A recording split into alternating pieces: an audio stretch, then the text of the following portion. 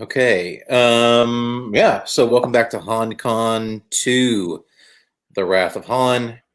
I am here with Scottie Young. Hey, buddy. Hey, how's it going, brother? Good, good. So after a few tests and a few crazy bits, we're using this fancy app called StreamYard, where we can we can do this here and post directly to Facebook Live, which has been the damn goal. Awesome. Awesome. Yeah. So how you doing?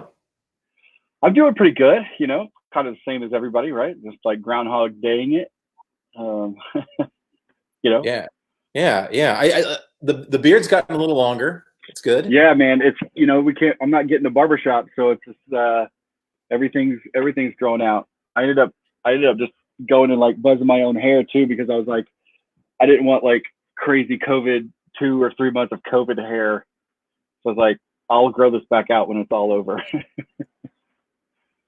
Yeah, I wish that I had like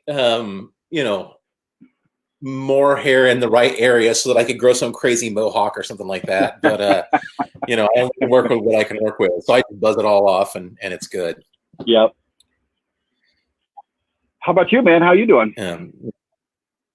I'm good. I'm good. We're I mean, everything's changed. We're all figuring out. I mean, I think one of the for this thing that I'm doing, I wanted to try to pick a theme for everybody that I talked to, and really the theme that I wanted to hit on with you was sort of adaptation, like adapting, and the way that we pivot, right? Because Yeah. our careers have been so much about uh, figuring out who we wanted to be and how we wanted to be that, Mhm. and you've been the master of figuring that out and adjusting along the way, and now more than ever we got to figure out how to do that, how to be who and what we are and what we want to be.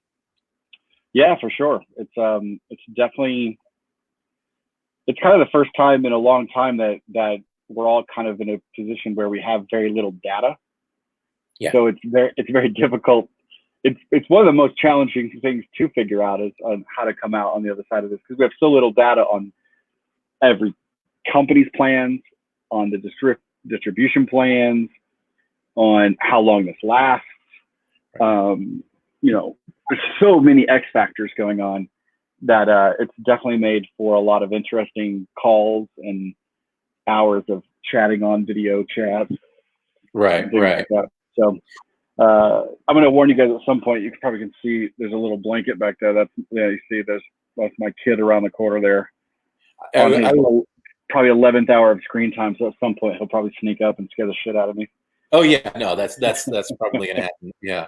I So how has that adjustment been? Has it been because you work in a studio typically, Right. and now you're at home pretty much exclusively, right?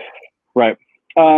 Yeah. I mean, I was in the studio for the last year, and I shared it with a couple of people, and then Megan, who runs my online store and kind of manages all my convention stuff, she and my wife Casey have an office that they share down the hallway. So it's kind of like a buzz there, but before that, the year I was in this room, so this doesn't feel the work part doesn't feel drastically different. I don't think it's being at home that's messing that up. I think it's just the general energy of the world Right. and the anxiety of our industry right now that's kind of like putting a weird block on things. Um, the last week and change has been a little bit more difficult. My father-in-law has had some health things and he's in the hospital, non-COVID related, but so my wife's been in Illinois. She had to kind of go there last second, and she's going to be there for an undefined amount of time. So that's been interesting. Yeah. Try to Yeah. work all day and worry about the family and also the kids and do the meals and stuff. So it's the job, but that's made work a little bit more interesting this last week. And I've definitely come to terms with the fact that I have no screen time limits now in this house. Oh yeah, yeah, yeah. I found that we're trying to do a thing where we're limiting a little bit. We've limited it to 16 hours a day, which has been pretty Yeah. good. It was hard. You know, we were at 18 and then we were like, look, guys, we need to take 2 hours off to, you know, Yeah. wash and eat. Yeah. So, I think I'm waking them up earlier to just get on their iPads. Like, hey, it's time to wake up. It's time to get on your iPad. yeah. So are you guys doing any school stuff, like having to do any? We're doing a little bit. Like we're not leaning in like some people are. Like some people are like they're gonna homeschool. They was like, I don't like.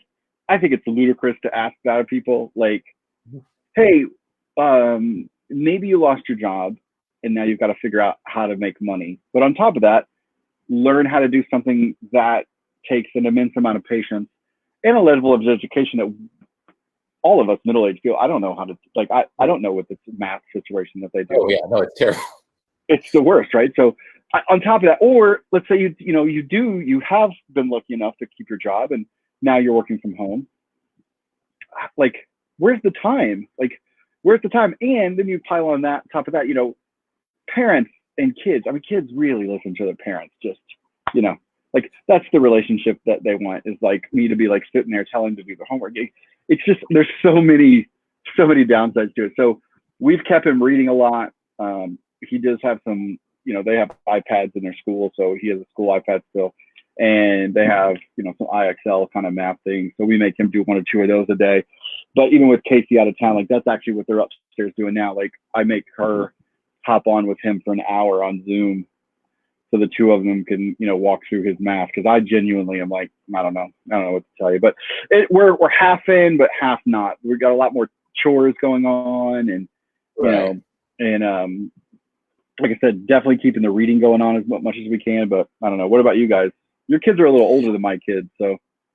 Yeah. We've got, so Ethan's 15, and it's been interesting dealing with things. And then Owen is 10, and so I guess your oldest and my youngest are the same age, right? Mm-hmm. Yeah. So it's that thing where he really just likes hanging out and playing video games. He's doing a little bit better. He's doing a little bit better with the trying to do school stuff than his older brother. His older brother just gives no shits whatsoever about. Actually, the hardest thing, really, man, I hope he doesn't listen to this. The hardest thing with Ethan, my 15-year-old, is that he has had some success with ladies lately, and he's a big kid, yeah. No, he's a good looking guy. He's 6'1" and blonde haired and just a handsome dude. And so he started sort of seeing this girl right as this happened. Oh, So wow.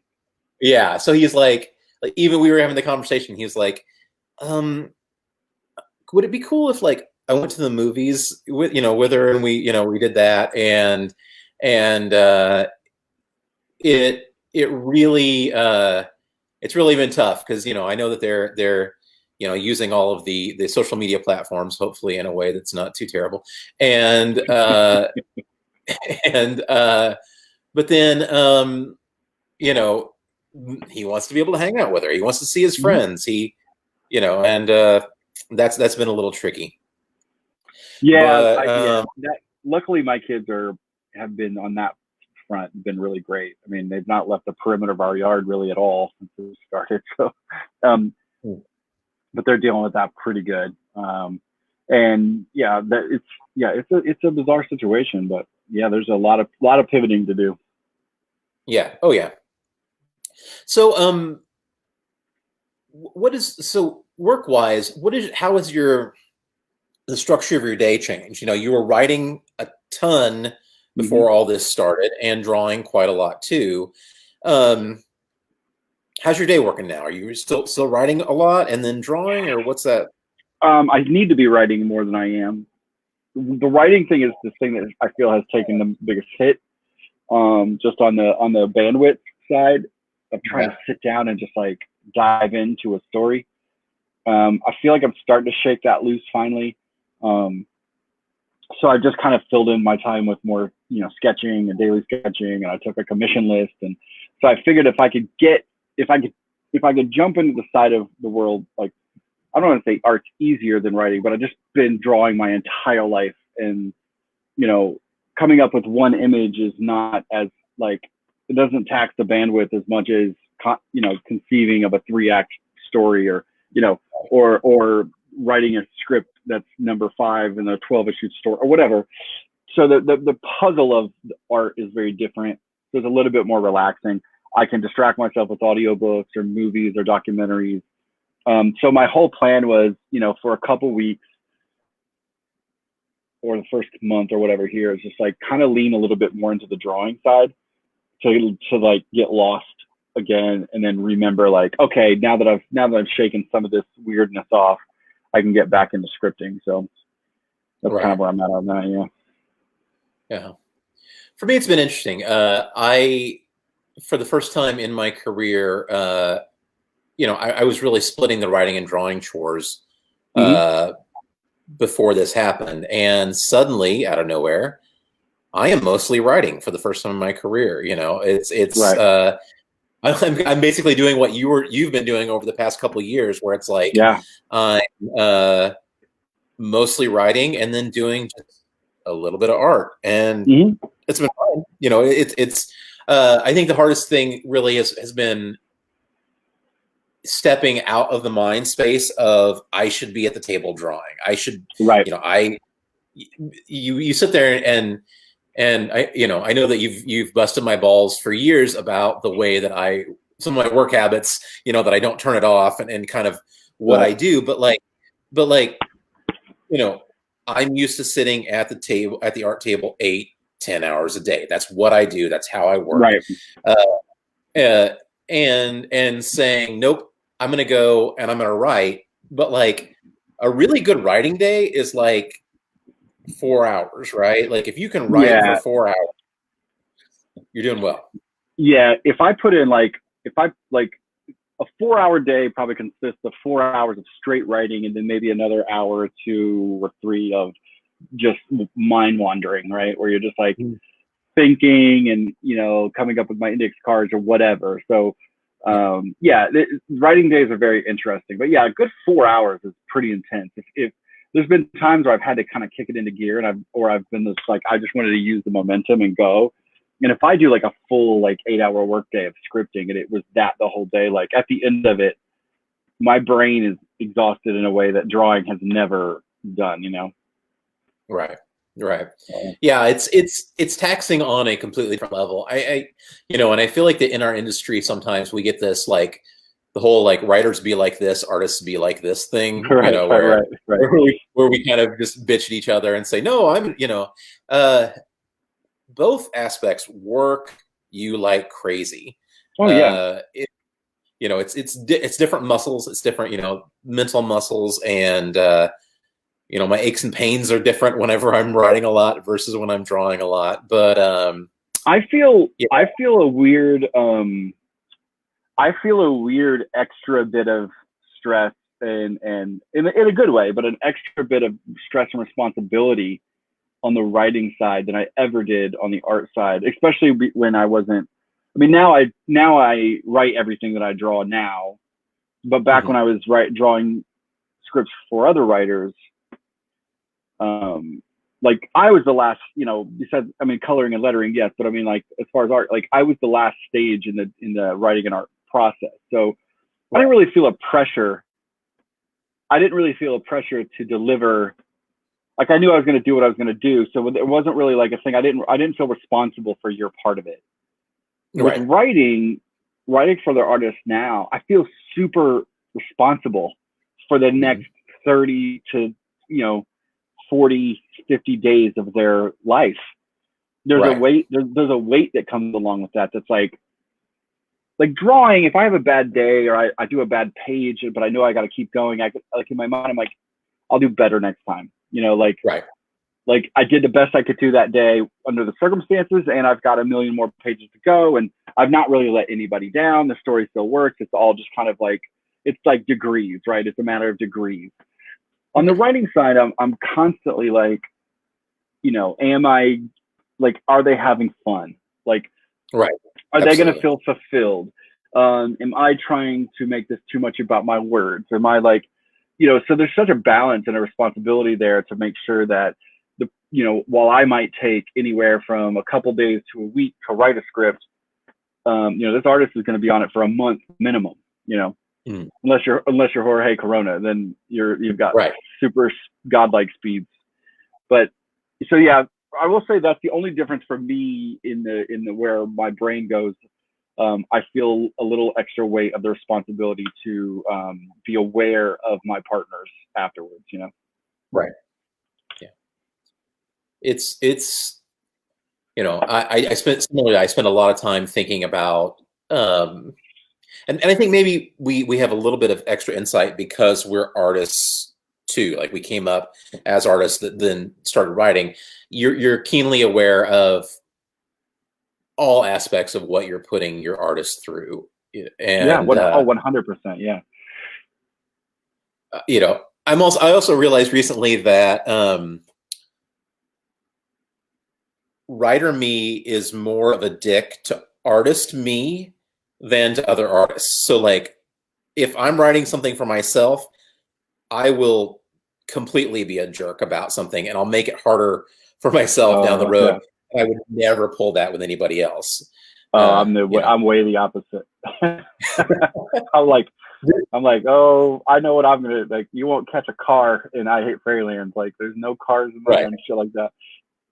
Yeah. And Jorge and John, they hate me a lot on I think they hate me a lot on Middle West sometimes with what I give them.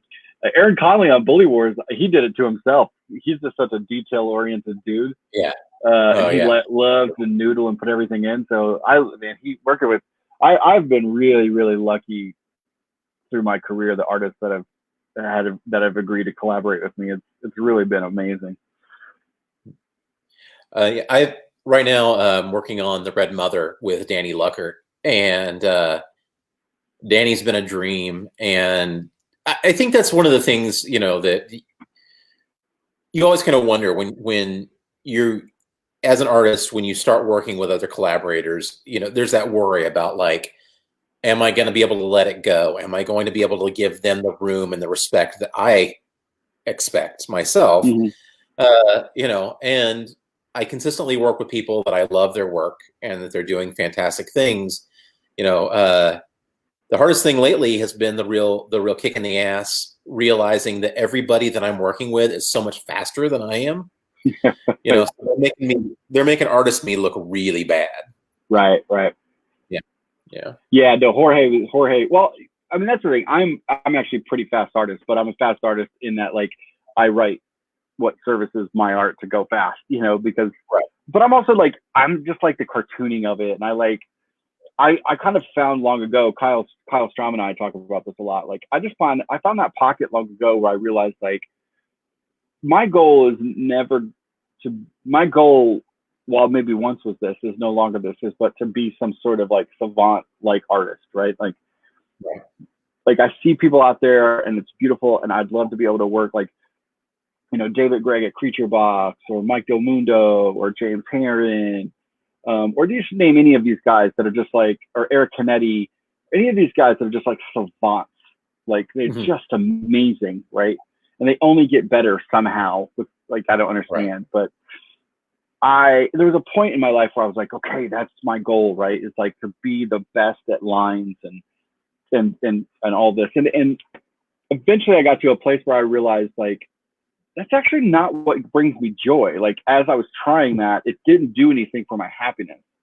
I mean, I was getting better, not anywhere near those guys, but what I realized when I started writing and drawing was, oh, the combination of this and then conveying the ideas is what brings me joy. And to do that, I just need, you know, all of a sudden I reconnected with like my childhood of like reading Mad Magazine and the comic strips, where it was like, you know, I mean, we all know Bill Watterson is like amazing, but I truly don't think that Bill Watterson like sat around like painfully producing each panel. Like, The Right. reason I think that his stuff is so speaks to everybody so much is it's just it feels instinctual, and it feels like he's like it's just like flowing out of him to convey the idea. Right. I think what my other favorite example of that is Sergio Aragonés, where it's like, Hmm.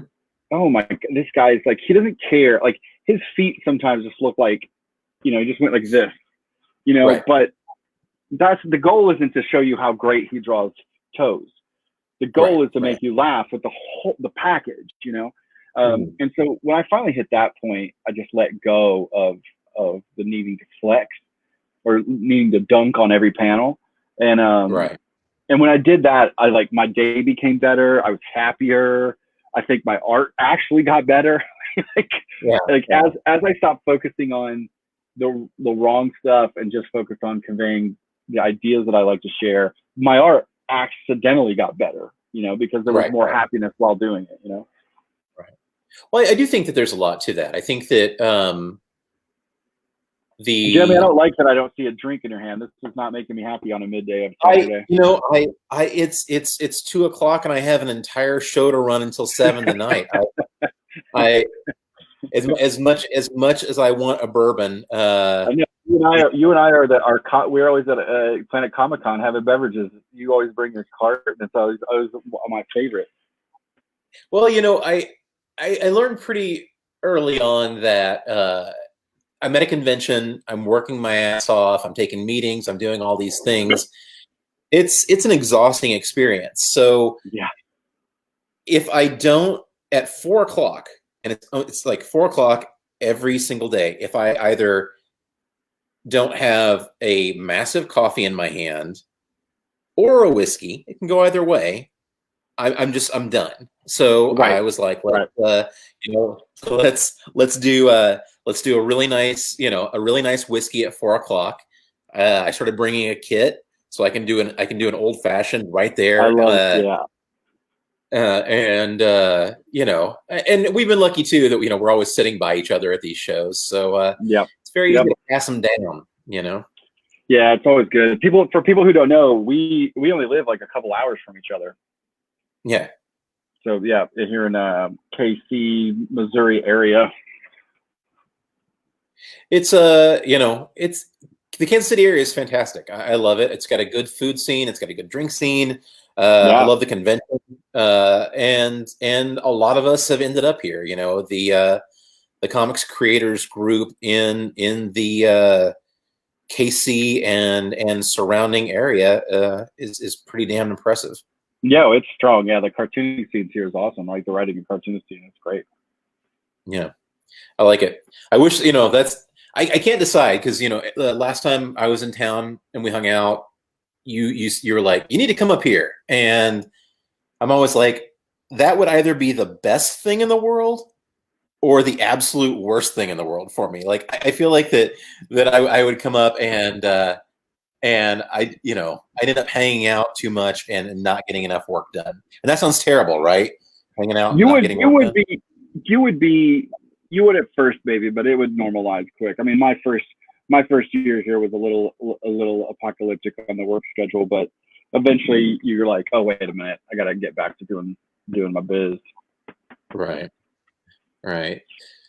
So so of your spots in Kansas City that you love and you're missing out on, what's the one place right now that, like, as soon as all this is said and done, you're going back to, like, you're going to be there?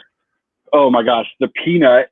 The Peanut is our is the bar restaurant right around the corner from our offices, that we eat at lunch at far more days a week than we should.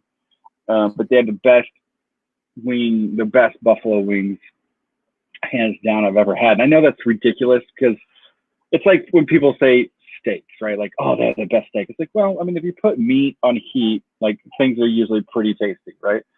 Right, Like right. wings are mostly all created equal, but I don't know what these people do to their wings, but they're huge. It's the whole wing.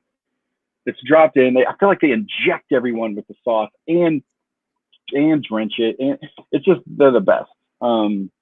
So and that's just like a comfort place, right? I mean, I wouldn't say it's my Right. favorite restaurant, but it's my favorite like okay, you know, I've written a lot of important scripts in there, you know, like when, Right. you know, I share an office with a couple of people. So if they're having meetings and stuff that day, I'll take my laptop down there and put headphones on and write some scripts while having some drinks or having lunch.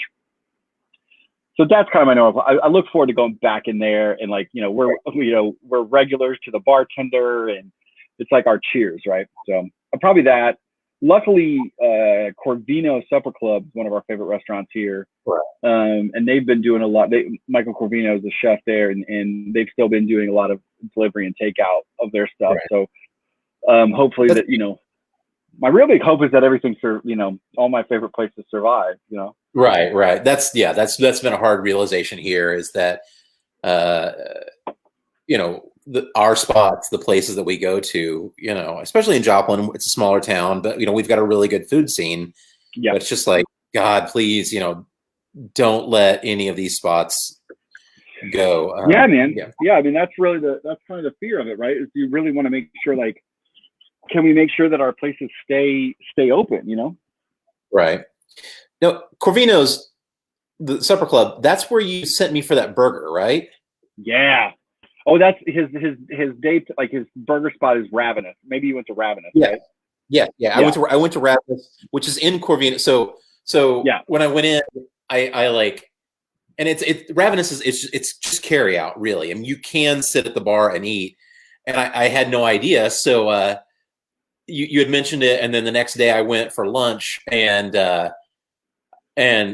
they're like, hey, just sit at the bar and you can have this burger. But oh my God, that was fantastic. Yeah, it was. Yeah, they've got like a little cart situation, like a little thing outside in a courtyard that they're, you know, when everything it was planned. I mean, I don't, you know, when this all opens back up, but that's pretty much the menu. The Ravenous menu is kind of the menu. They've got a little bit of the Corvino stuff, but I talked to Chef when this was first going down, like after a week, and I was like, well, how's it going with, you know, deliveries and curbside? He was like, they were like, oh my God, we're freaking out because, I mean, they're a fine dining restaurant, and you know, with fine dining and everything, you control your covers for the night, right? Like everything's timed, you know, how many meals you're going to be making. So everything, there's a mechanism there. But when you're doing curbside and takeout, there's no limit. Right. So the floodgates are open. So they were like, we've had to learn how to go from being a fine dining kitchen to a fast food kitchen, but with the same level of quality of food that we're.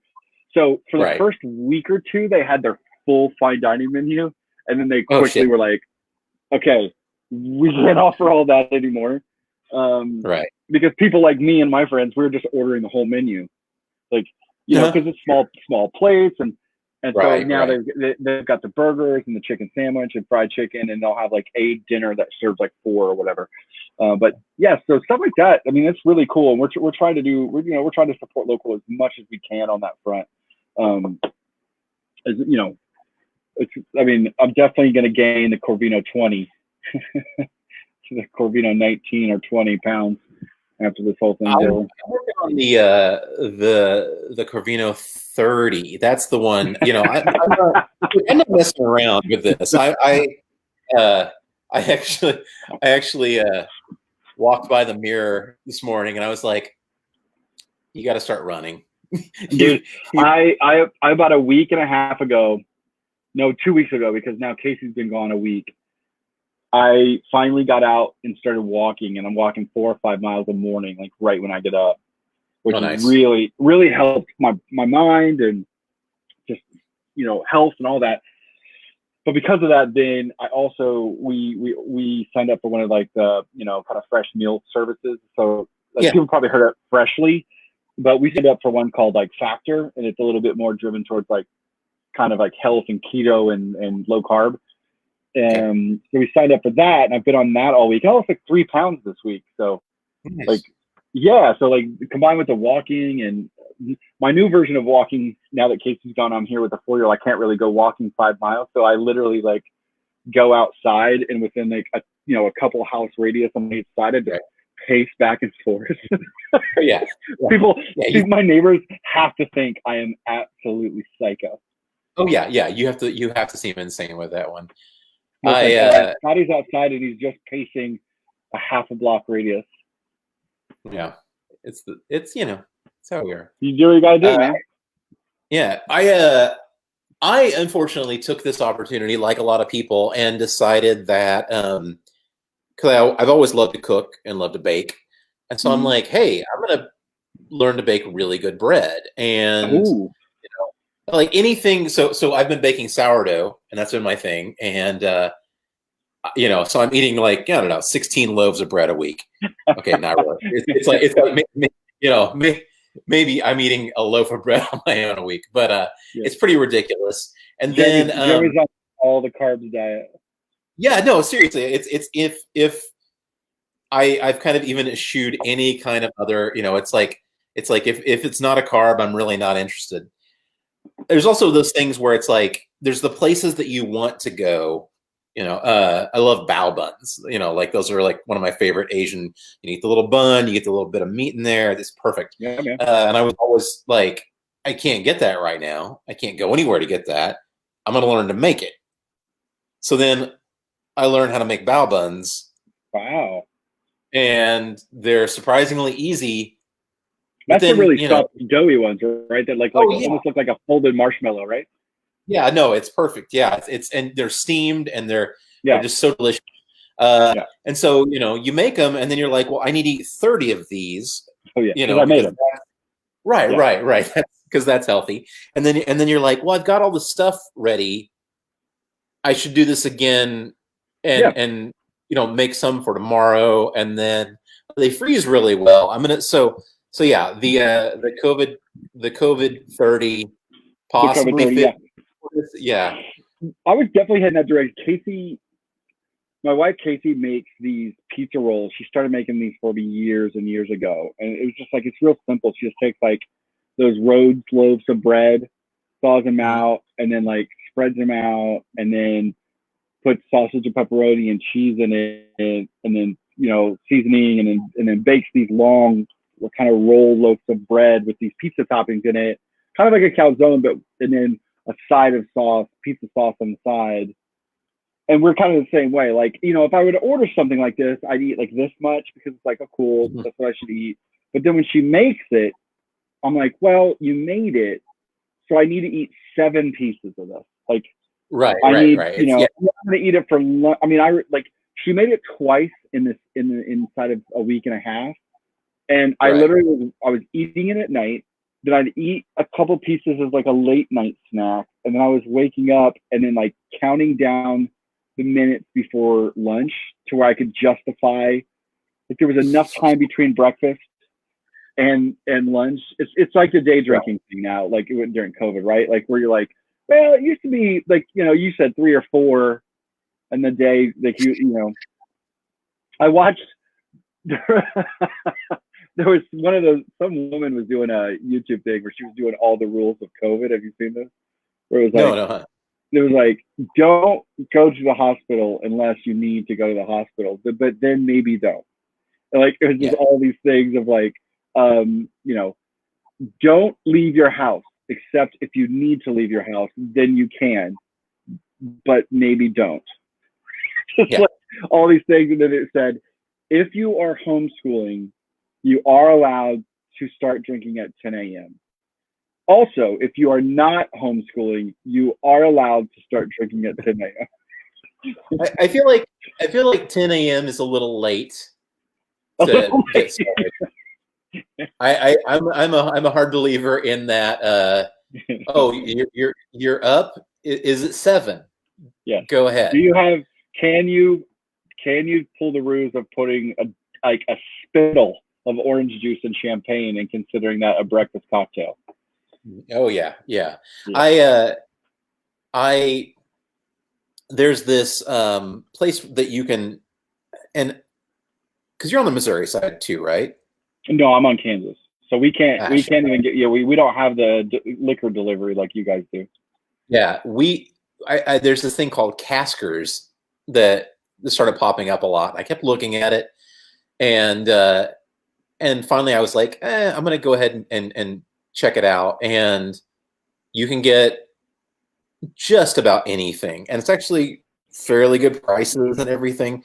You can get just about anything delivered right now, and I feel like I don't need to go to the liquor store. I can just have it delivered to my house, and I can get a really fantastic bottle.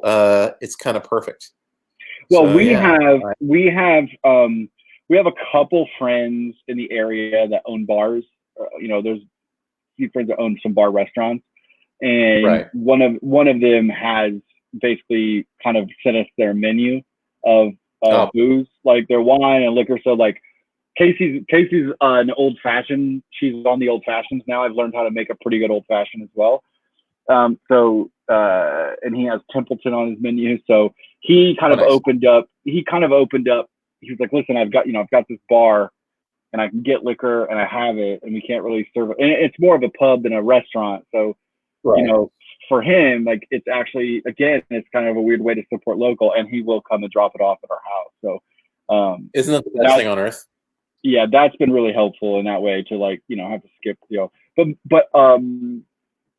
know, we've got a couple really great a great liquor stores here. Ranch Mart's one of them where they got a couple barrels out front. You just pull up, you call in, they'll do all your Perfect. shopping for you. They come out, like you leave the back of your car unlocked. Right. They'll pop your trunk open, put it in. So there's been a lot of like, there's definitely the community here has definitely stepped up for sure. Yeah. I think we're doing pretty well, and I think we're figuring things out here. I think the hardest thing has maybe been there still is a very small town red state attitude about Right, this thing. Still right, way too many damn people out. I right. help Yeah, with the Empire Market here in Joplin, and we've been doing curbside delivery. So we literally go and uh, all these produce vendors, all these makers are bringing stuff in. They're putting it in bags for people, and right. then you pull up, you quickly pay. Somebody takes that. Somebody else hands you a bag, and then you go on. And it's a pretty fantastic system. So we're figuring things out. I just wish more people would stay in their damned houses. You see people out For with sure. their entire family plus. I don't know if they're like, hey, let's have a hoedown out in the Walmart parking lot or something like that. But Yeah, it's a little too extra. Jeremy, talk to the people for a second. I'm gonna run to the restroom real quick. okay, yeah, yeah. And just do a quick peek on my kids to make sure everybody's alive. I'll be right All back. right, do that. So I'll be, while Scottie peas, hold I on. see that we've got. I should probably take my Oh headphones out and not go. God, I was really hoping you were going to leave those in. Son of a. Okay, so yeah, while Scottie goes, we've got. I see that we've got a couple of questions in the feed. Mostly just everybody being awesome. So thank you so much. This has been great. This is working out. We are 38 minutes into this talk. We haven't been booted once. Yeah, this is working. I really appreciate Jared helping me figure out how to use StreamYard. I know that I seem like I should be a technological genius, but I'm not. Yeah, so we got a couple questions. We'll hit on those pretty quickly when everybody gets back.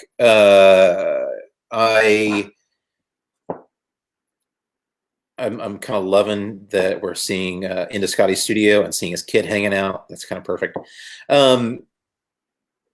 After this, what we're going to go ahead and do is we're probably in about 10 minutes or so wrap up, unless we just keep talking, which is another possibility. Following that, I'm going to sit down for a bit. I'm going to do some live drawing. I'll work on that for a while. And then I'm going to take a short break, followed by at 5 o'clock, I'm going to be on with Andrew McLean, who hopefully has a healthier bladder than Scottie and doesn't need to run to the bathroom. Scottie, while you're about health. Yeah. Well, we got a question. Somebody asked, Shane Aaron asked, is there any chance that you're ever going to revisit the Oz books? He said he was looking forward to book 7 from the moment you began the adaptations. I doubt it. I mean, that was about 5+ years of me working on those. We did 6. We kind of ended them at the natural place that L. Frank Baum planned on ending them. that was kind of the natural ending for him, and then they kept him going, and other people came on and started writing. Um, if I was going to do any more adaptations, it would be other things. Like, I think that I'd love to do I mean, I think Alice in Wonderland would be amazing to adapt. I could see myself maybe taking a stab at that one day. I'd really like to do Pinocchio. I Ah, mean, that'd be fantastic. You could rock that. Pinocchio Yeah. Pinocchio is one of my favorite stories, so I can definitely see myself, taking a stab at that weird story. I like that. That'd be awesome. Yeah, I think that one of the hardest things that we get to as our careers progress is um, everything that we say yes to means that we're having to say no to four Yeah. other things, five other things. I mean, it gets to that point where if you go back and draw Batman for a little while, that means that you can't draw this other thing over here and this other thing over here, and you know with the way that the market's changing, the industry's changing. One of the things that I've really noticed lately is my love of long form storytelling or multiple volumes of storytelling. I can love that all I want to, but the audience the audience has changed a little bit. They really love 5-issue stories, 6-issue stories, 10-issue stories, but by the time you get, with the beauty, we're on issue 29. We're going to end with 30. Um, you know, people, the audience falls off. People are not buying the singles anymore by that point, and every time that I'm saying I'm going to do this thing for this amount of time means I can't do something else. I can't do another story, and I think it's growing. Especially as we are writing and drawing more, saying yes to any project where it's just us drawing is kind of hard. Yeah, I mean, yeah, for me, the other thing with, going back to the odds is, like, since then I've moved on to writing and drawing my own stuff, writing for other people. To go back to the odd stuff, I wouldn't feel okay about it if I didn't go back with Eric as well, because he is such an odd historian and did such a good job of adapting those books script wise, that I couldn't go. I would want to go back and do it on my own or whatever. I went back and did anything, but I wouldn't do that without him, and that's just not where I Right. am in my career right now. Also, that everything that moving forward, and I don't want to say never because who knows where life will take us, but for the most part, anything that I draw will be things that I own. Right. I'll do covers. I mean, covers and stuff are very different. It's a very different situation. Right. I mean, when you agree to draw a book, you are drawing that book for months, years, Mm-hmm. for a very long time. You're basically saying, like, I'm going to say okay to this ongoing or whatever, and we're going to do 30, 40 issues. You're basically saying for the next 3 to 4 years, this is my life. And Right. so for me, if I'm going to have that sort of trade-off, then I have to be able to benefit from that for the rest of my life. Meaning, it has to be something I own. It has to be something that I can control and benefit from in any iteration that we put it forth. So while I have such a good time drawing Oz and everything, that was still owned by Marvel, and at some point, past my paychecks and royalties are coming in every now and then. I benefited from that while I worked on it, and people enjoy it, and I love it. But for me to put that much time and work into a thing again, for me,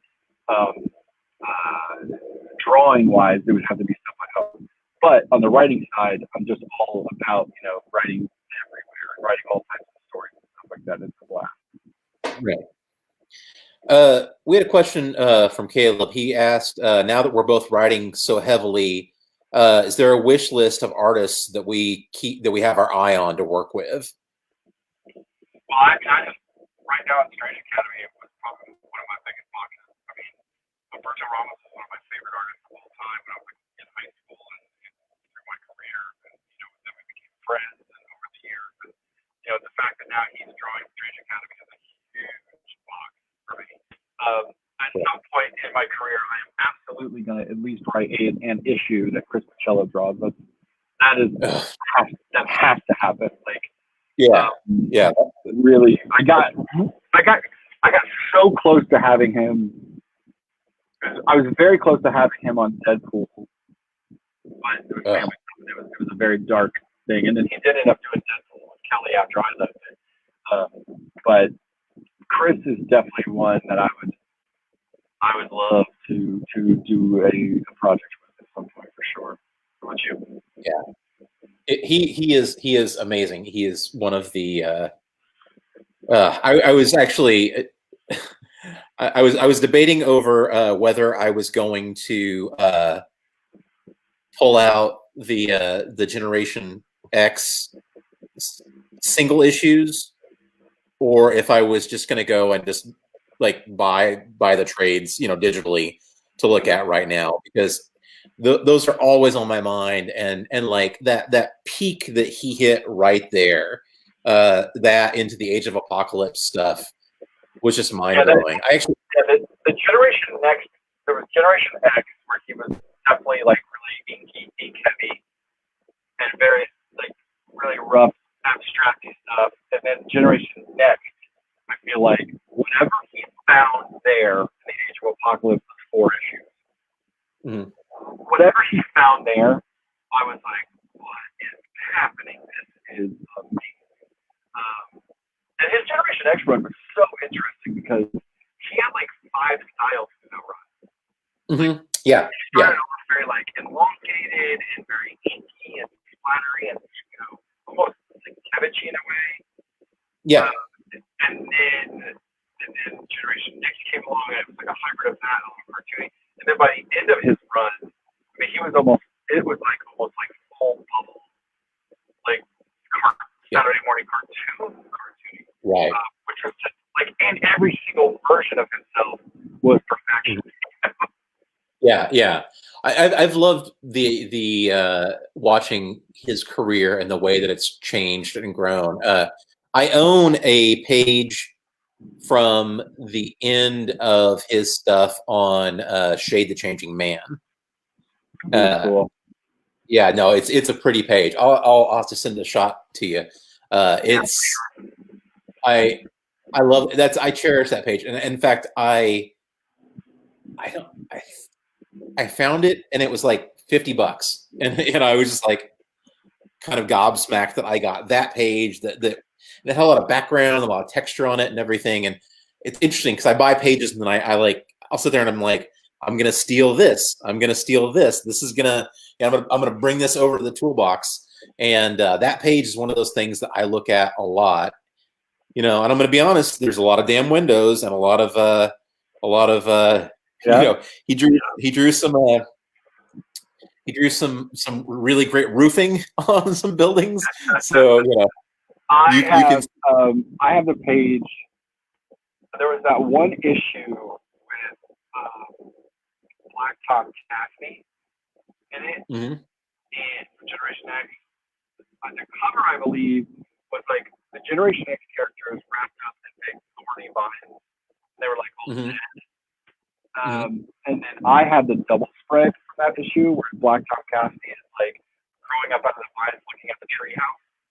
Uh-huh.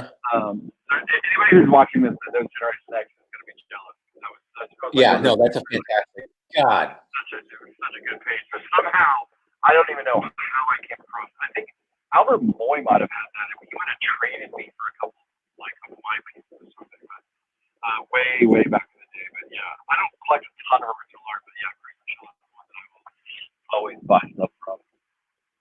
That's fantastic. Yeah. Yeah. Yeah. I'm like that with Imanen too. Like I love his stuff so much. And anytime that I can kind of get my hands on something, yeah, I know I think Randy has all of the next wave stuff, and Did you buy it all? I know he has at least an issue or two. I think that Stuart Immonen is maybe the best. Like he has the best super, like the best like American superhero comic book artist. Like, you know what I mean? Like, I think like I it's always very hard for me to say like, oh, you're the best person in comics. Because comics are such a wide, you know, like I think the kind of comics that Jeff Lemire does. I don't like when he writes the drawings and stuff. I can't say you can't compare because that's such an all-encompassing thing he does, right? But Stewart, if I had to just sit down and say, when it comes to American superhero comic booking, I do not think there is a genius at the level of Stewart is. Like, it is, he is absolutely bananas good. Well, and the diversity of what he can do is shocking. Like, his comic stuff that pushes one way, and then you look at like was it Russian Olive to Red King? Yeah. And like he gets to that drawn and quarterly style. Like, he has so many styles. Mm-hmm. And they're all that good. They're all so elevated. People, I love it when people ask, like, who do you love? Who inspired you? And often it's people that their stuff looks nothing like mine. Of course, yeah. It's for me. It's always, Simonson was such an inspiration. Mike Mignola is such an inspiration. Iman and Michello. I mean, there's so many people along the way that kind of built me into who I am, and then I went off in my stupid direction. But I love the idea that we can have those influences. We're getting 100%, yeah.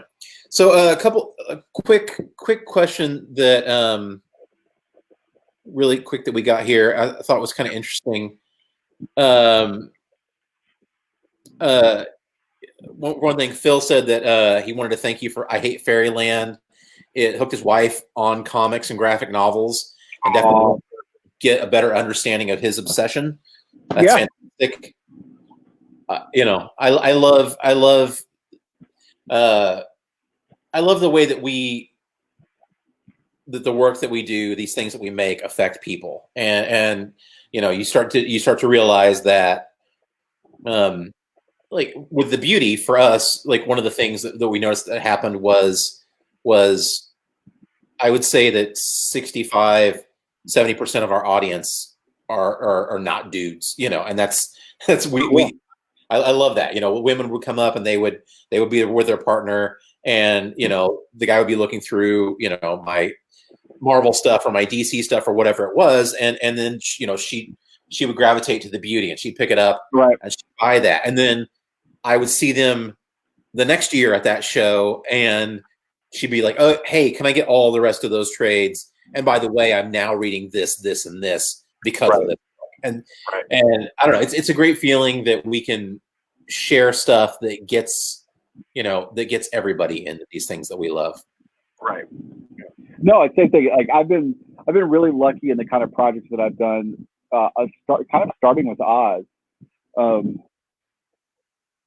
Being able to watch a very different demographic be drawn to comics through, when I was at conventions or store signings was really great, from kids to women to moms and girls, like all that. It was really, really cool. And then I've been lucky in the same way with like the young variants of Marvel, like the little Marvel stuff. That's been, that reaches all the audiences. Fairyland's kind of that. I Hate Fairyland's kind of the same thing. Like, it's been really cool to be able to be a part of that kind of, a little bit of a bridge between all these groups. Right.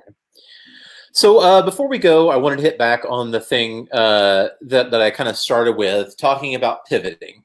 It's a weird time. We're trying to figure stuff out. We're trying to all do the best we can. Mm-hmm. We want to be good to our retail partners. We want to be good to each other, to our creative teams, and on top of that too, we all have, we have to be good to our families and friends, and try to survive. For you've made a career out of pivoting in the best ways. You took and redefined yourself from being a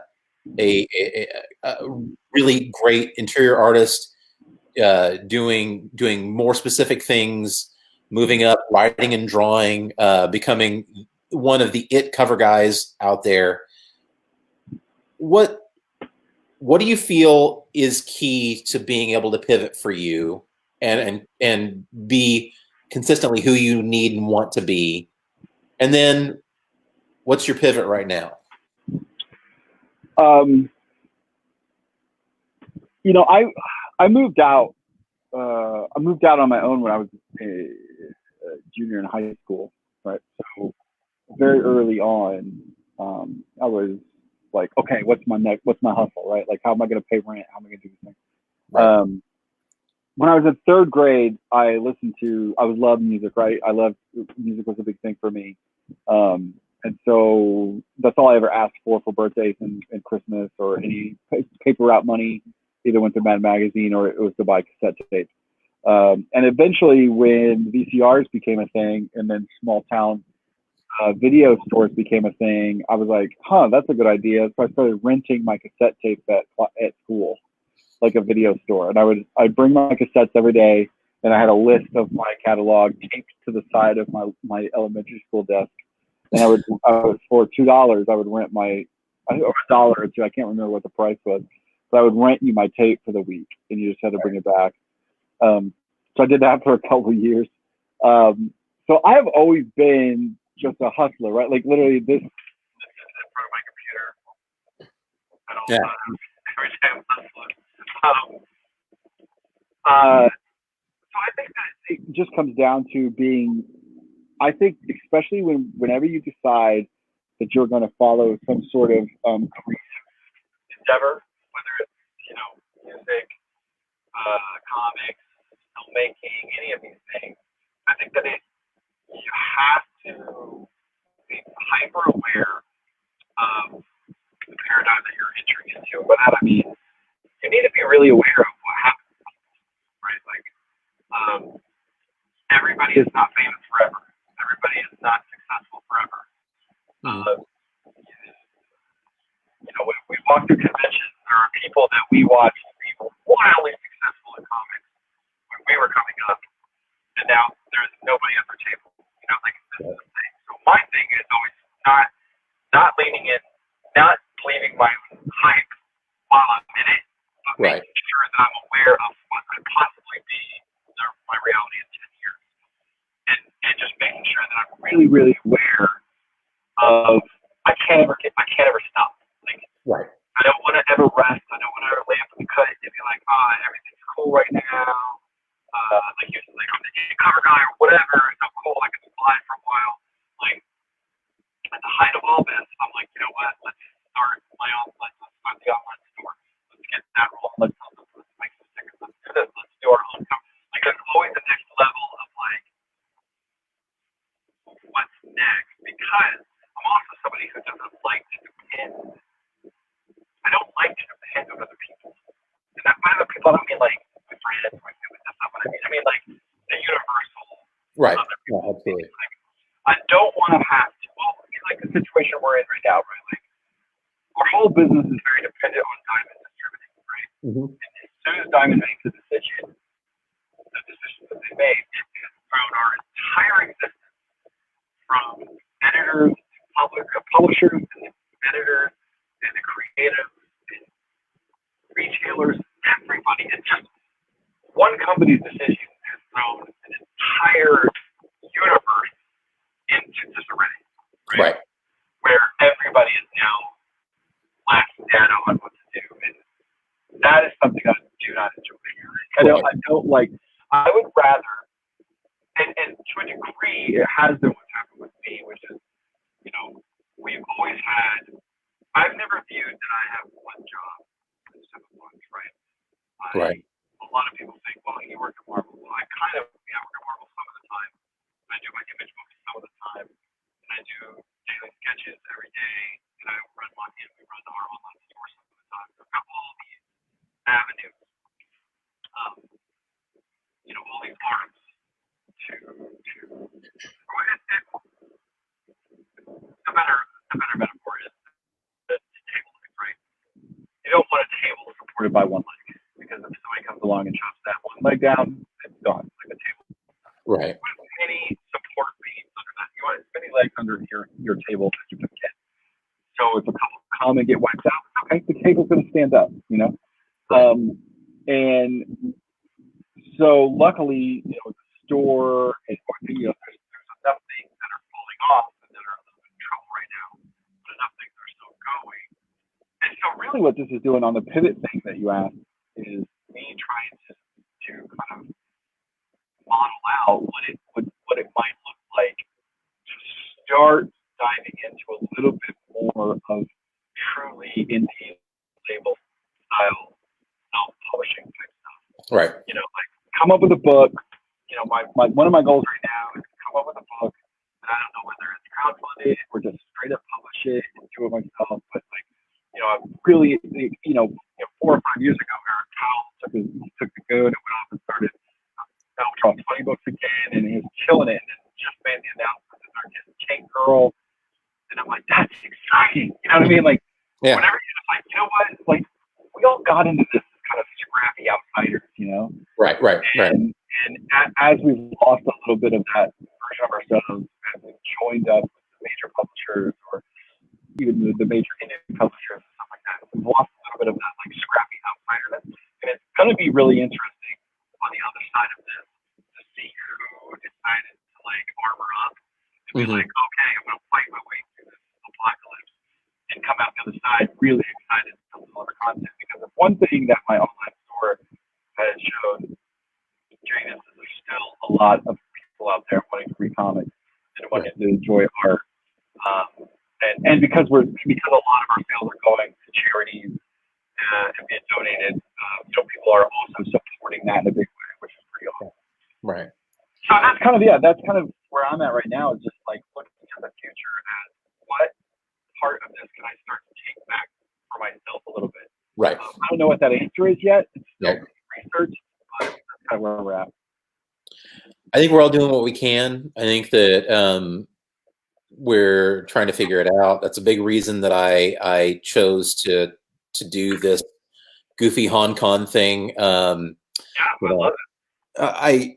Any interaction that we can have with our audience, any interaction that we can have with our peers right now, it's a great thing. What's funny, like you're gonna talk to Andrew. What's really funny is we were leaving. I was at the airport in Chicago, and as a publican in the airport, and then I saw Andrew's girlfriend leaving, or wife. Aaron, yeah, Aaron. They were leaving, and then we talked because we were supposed to go to Seattle, right? Right. We both were kind of like, I don't think we're gonna go. Mm-hmm. And I was like, okay, if everybody else goes, and I actually told him, like, there at that restaurant, like, I was like, well, hey, if we don't go, like, maybe you and I, like, maybe we'll do like quarantine con, like, we'll just be, you know. And of course, you know, 3 weeks later, everybody online is doing something like this. Right. Yours is one of my favorites because you literally set up your convention table. That was amazing. I was like, you're crushing it. Like, I love it. Yeah. Well, you know, I just love, you know, conventions recharge my batteries. Conventions, the interaction, the time with friends, the time with fans. Yeah, me too, man. You know, I come home from those things. I feel like $1 million. I want to work my ass off. I want to make bigger, better things for people. And this is at least virtually. This I'm doing the same thing. No, this is awesome. It's been awesome to watch you do it. That's another one of the pivot things that I'm trying to do. Is like I've ordered, you know, lighting and new desks, you know, new tabletop desks that go along with them. Like I got the wood grain one. Right. You know, that could like be white on white. I got lighting. I had a meeting yesterday with the graphic designer to get my official like branding logo going on. Right. So I'm like, all right, it's time to just start doing all this stuff. You know? Yeah. Well, we've chatted for a good bit. This has been fantastic. I appreciate you, man. I appreciate you so much. You too, brother. It was awesome. I'm glad you had me, and I'm glad you're doing this for you. I'm glad you're doing this for comics, all the people that you're having on. I think and all the fans. I think it's pretty awesome, man. So when this is all over, I'm coming up. We're gonna drink all the drinks and we're gonna eat all the good stuff. And I will make Casey a kick-ass old fashioned. Oh, we cannot wait, dude. We cannot wait. All right. Take care, brother. All right, dude. Talk to you. Bye. All right. Thanks so much, everybody. That was Scottie Young. We ran a little bit over, but I'm going to head over in about 5 minutes and start a short session. It's going to have to be short today. Sorry about that. Doing some live drawing. The good news is I'm going to continue doing some live drawing into this evening. I'm going to do, I've only announced programming through 6 o'clock, but after 6, right around 7, after my talk with Mitch, I'm going to have some dinner, and then I'm going to do a podcast in there, which I'll be able to link to. And then I'm going to do HAUNCON After Dark. I think we're going to do that. That's going to be great. Thanks so much, everybody. Thanks, everybody, for coming by. I'm terribly sorry we didn't get to all of your questions. I ramble. Scottie has some great insight, but I appreciate everybody and, for stopping by. So I'm going to head out. Thanks so much. I'll see you at the art table for some live drawing in just a few minutes. Thank you.